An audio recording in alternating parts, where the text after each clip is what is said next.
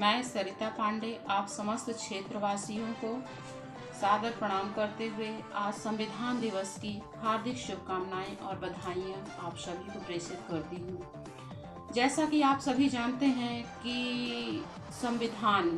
बुनियादी नियमों का एक ऐसा समूह है जो देश के शासन को आधार प्रदान करता है और हमारा जो संविधान है वो पूरे विश्व का सबसे बड़ा लिखित और गतिशील दस्तावेज और महान ग्रंथ है, जिसमें नागरिकों के और सरकार के मूलभूत अधिकारों और दायित्वों का वर्णन किया गया है।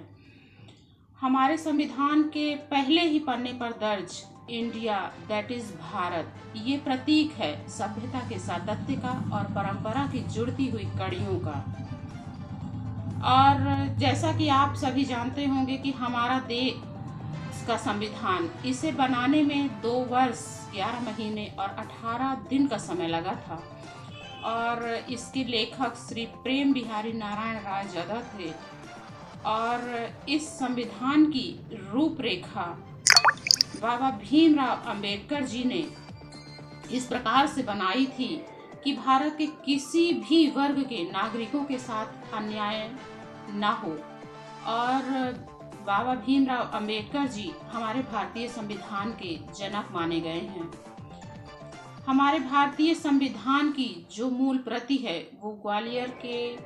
सेंट्रल लाइब्रेरी में रखी गई है, जिसमें प्रथम राष्ट्रपति श्री राजेंद्र प्रसाद जी और भारत के प्रथम प्रधानमंत्री पंडित जवाहरलाल नेहरू सहित संविधान सभा के सभी माननीय सदस्यों के उसमें हस्ताक्षर हैं। और हमारे संविधान सभा की उद्देशिका केवल यही है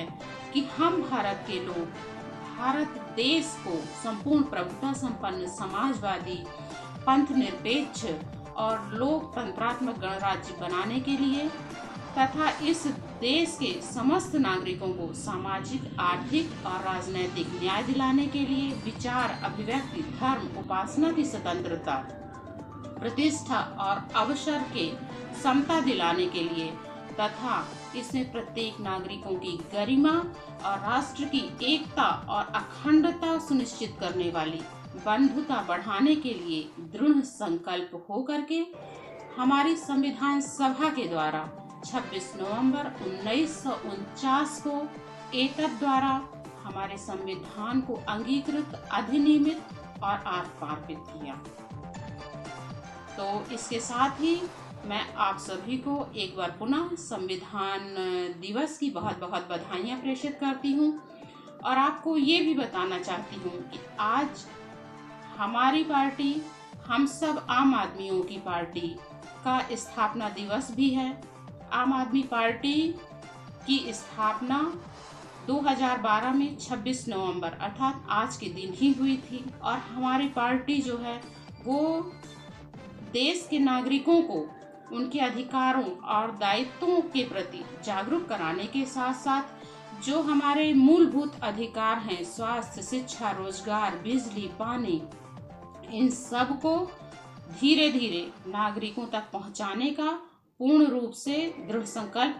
किए हुए है और पहुंचा भी रही है।